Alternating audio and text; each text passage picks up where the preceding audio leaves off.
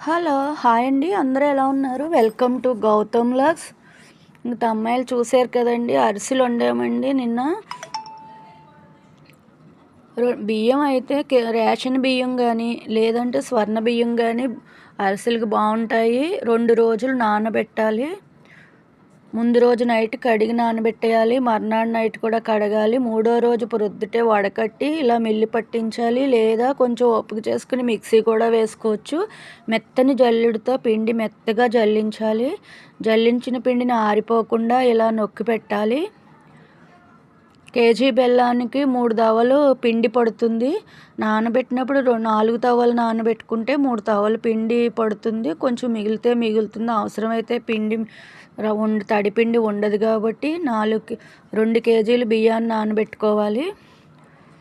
ఇంకా బెల్లాన్ని అయితే కేజీ బెల్లాన్ని ఇలాగ కొట్టేసి చిన్న ముక్కల కింద దాంట్లో ఒక గ్లాసుడు అంటే పావు లీటర్ నీళ్లు పోసి పాకం పెట్టాము. పాకం పలుచగా ఉన్నప్పుడే వడకట్టేసుకోవాలి, డస్ట్ అది లేకుండా. తర్వాత పాకాన్ని ఇలా మెత్తటి ఉండ వరకు కలిపెట్టాలి. కలిపినప్పుడే నువ్వులు వేసుకున్నాము, యాలకుల పొడిను.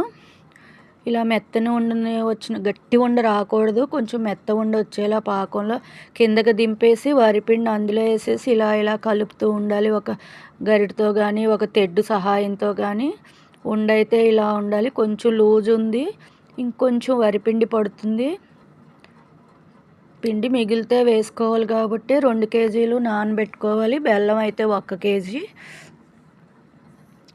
ఇంకా అమ్మ అయితే కొంచెం పలుచగా ఉంది అని ఇంకొక గుప్పెడు పిండి వేశారు. దాన్ని కలిపితే కొంచెం మరీ గట్టిగా కాకుండా కొంచెం చపాతీ ముద్దలాగా రావాలి.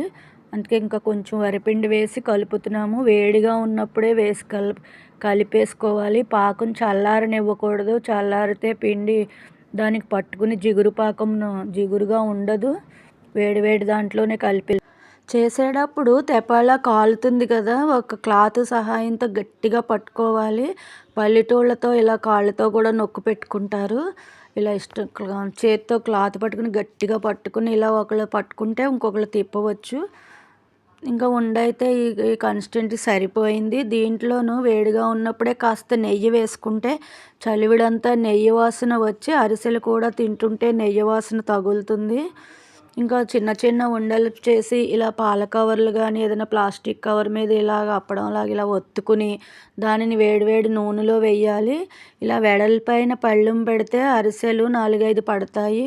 మూకుళ్ళు కళాయితో వేసుకుంటే కనుక 1-2 పడతాయి కదా. ఇలా వెడల్పాటి ఈ కడాయిలు ఉంటాయండి. ఇలాంటి వాటిలో కానీ ఇత్తడి పళ్ళెంలో కానీ వేసుకోవచ్చు.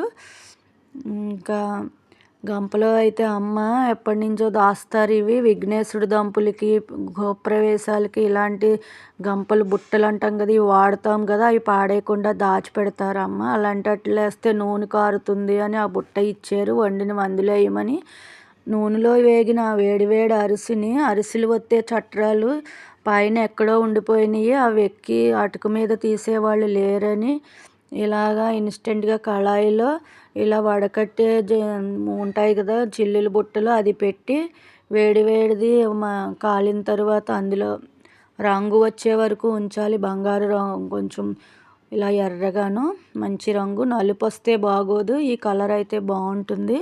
ఈ బెజ్జాల గిన్నెలో వేసి దానిని లోటా కానీ ఏదైనా చెంబుతో కానీ ఇలా నొక్కితే దానిలో ఉన్న నూనె ఆ చిల్లెల్లోంచి కళాయిలోకి వచ్చేస్తాయి.